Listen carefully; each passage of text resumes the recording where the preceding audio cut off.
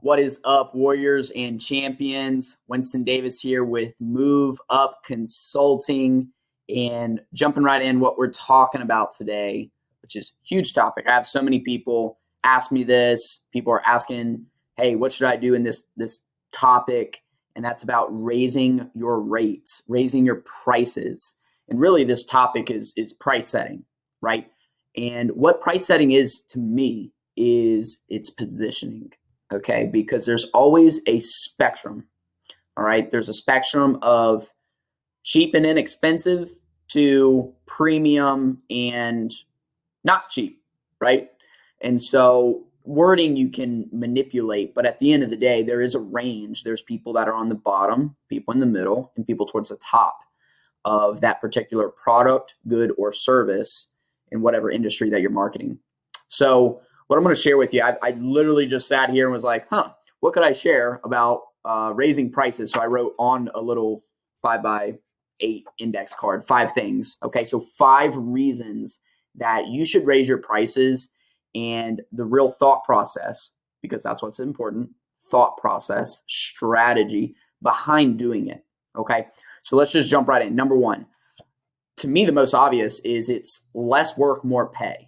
Okay, so if I'm charging $150 an hour for my service and I bump that rate up to 180 or 190 an hour, I have to do, there's less amount of jobs I have to do in order to create the same amount of income.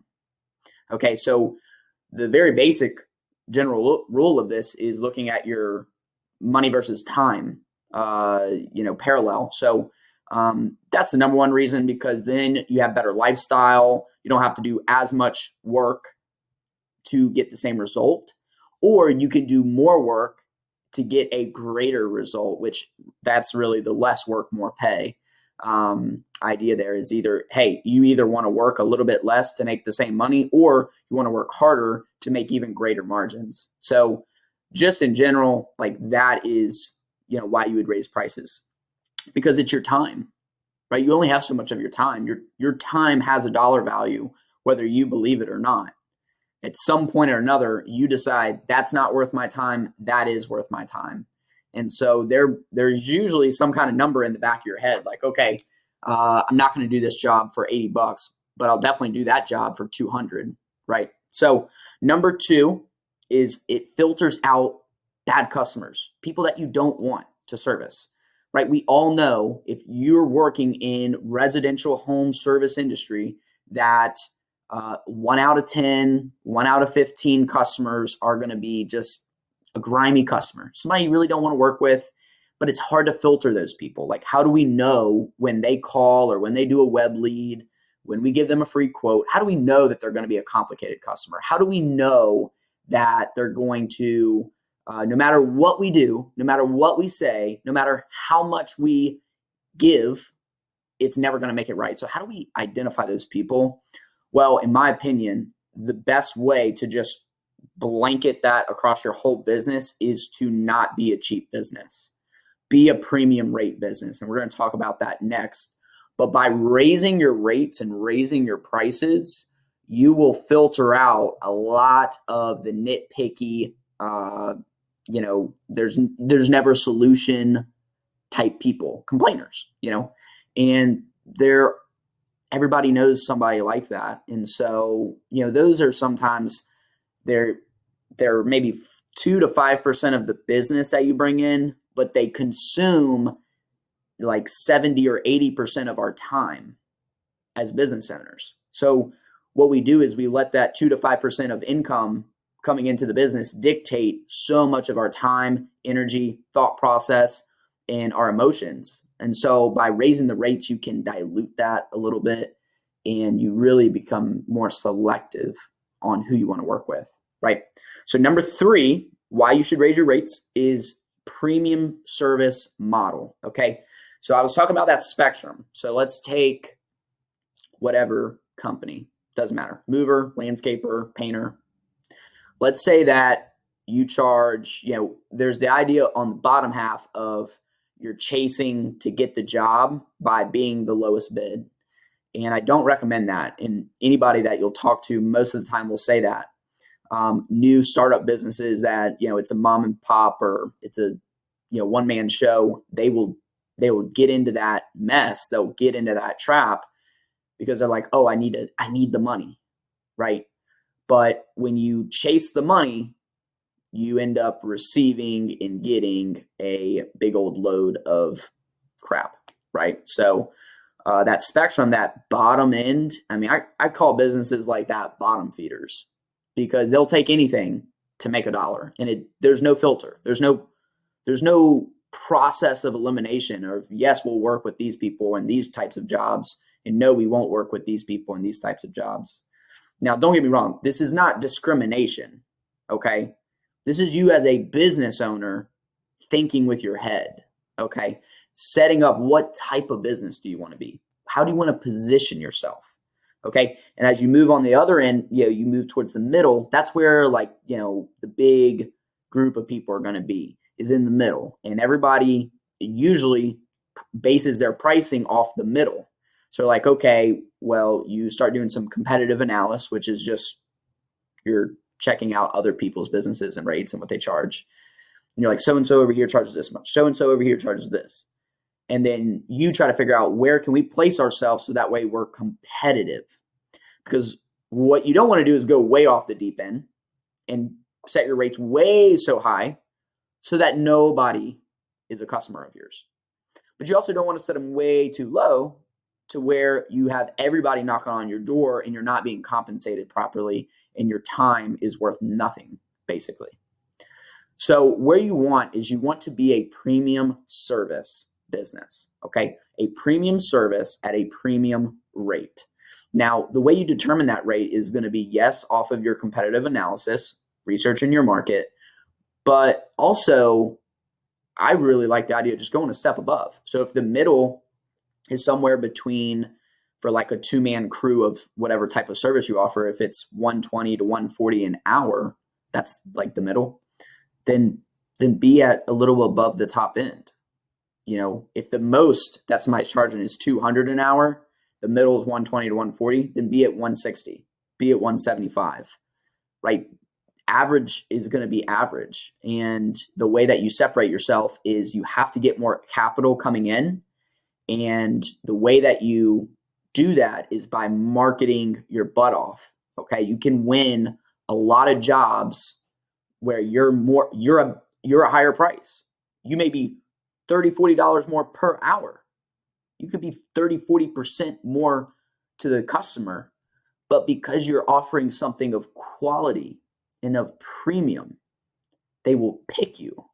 And you only need so many, right? And then you build that loyalty and there's an expectation, right? So premium service model is not being on the bottom and really not even being in the middle. It's being in that top half, that top third is really what I like. So that top third pricing mentality. And number 4 is more capital, and I reference this, more capital for marketing and paying your people. So, I have some folks ask, well, I can't seem to keep good people, or I can't seem to hire good people, or we don't have enough money for that type of marketing. And, my first solution is, okay, well, how much are you charging? Like the instant way to change and to improve and grow your business is change your rates. Most people charge about 15 to 35% too little. Like almost any business, you could go out and increase your rates by 15, 20, 25%, and you're probably going to get about the same customers that convert. Now, if you go and try to double your rates, that probably isn't going to work. But if you do a 10, 15, 20% bump, it's not probably going to change much, and you're just going to see a bigger number in the green at the end of the month on your P&L. So why not be a premium service? Raise your rates, okay? So more capital, and what you do is you raise your rates, and you take that money, you don't put it in your pocket and go spend it on a new vehicle, okay? Or do upgrades at your house. Take the extra capital and reinvest it back into the business. And the way that you do that is through more marketing, better marketing, and paying your people better. Okay, if you invest the money in your people by either training, better hourly wage or salary, or just more company like a company events, like your culture. Put that money back into the business, because what it will do is grow the machine, and the machine is what you want. You want to feed the machine, okay? So take that extra capital initially and reinvest it back into your marketing, because if you outmarket everybody else, even though that you're a little bit more expensive, you'll win. And I'd rather, like I said, I'd rather do a little bit less work and make the same amount of money. 5 is combating inflation. Okay, so what people don't realize is that the value of a dollar, I don't even have a dollar or wallet near me, but the value of a dollar is decreasing every year by somewhere between about 3 to 5%. Okay, and that's a conservative number. It might even be, sometimes I would say that it's probably even a little bit more, but let's just say 5%. Okay, so every year you should be at least raising your rates 5. And that's the economy we're in. That's the American dollar system we have right now. Okay, so if you haven't raised rates in 2.5, 3.5 years, you're not making more money. You're losing more money, right? You may not be seeing it on the P&L sheet, but the reason that you're breaking even or doing the same numbers as you did the previous years is because you're servicing more customers. You're working harder to get the same results. Okay, so you're losing time, not money, right? Okay, follow me. But as time goes on and inflation increases and the dollar comes down, the value of it, your service and the rate that you charge at is not enough. You need to raise it. Okay, so you should have an annual increase. But very first off, you should just look at where you are right now today. You could go through your whole business and just raise everything 15%. Just raise it. And because you're probably not charging enough. And it will give you more options, more capital, more cash flow. And that's what you need in order to get better quality. And what I've also learned is that when you position yourself as a premium service, the people you hire in your organization, they then treat the business with a little bit more respect. So if you're having issues with guys showing up and not treating your equipment or your property with as much respect as you would, raise the level of your business, okay? Get out from being average and mediocre.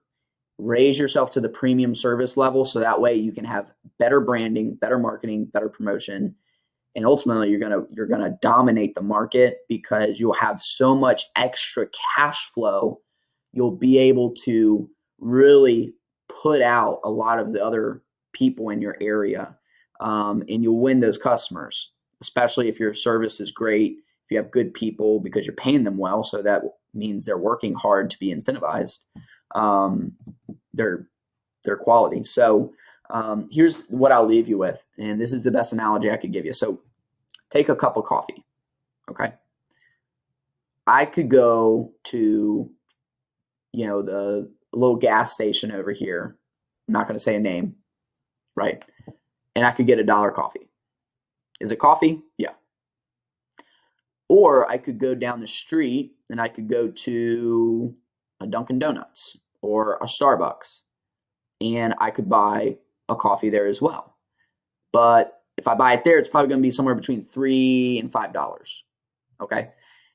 Then if I really wanted coffee, I could go maybe downtown to a local craft cafe, right? A higher end cafe in where they roast the coffee beans in-house, and it's freshly made, and you get quality ingredients. And so I may spend $5, $6, $7 on coffee there, depending on what I get. And so that's the spectrum. We're talking about the same thing. It's a cup of coffee. But how many people are driving through and buying Starbucks every single day? And $5, $5, $5. But meanwhile, in the back of their head, they know this. Trust me, they know this. They could buy the coffee at the grocery store, buy a coffee maker, and they could make themselves a cup of coffee for probably like 10 cents to a quarter. But they'll spend the $5 because, one, it's efficient and it saves them time, because then they don't have to worry about doing it. They just drive through or just walk in, pick it up.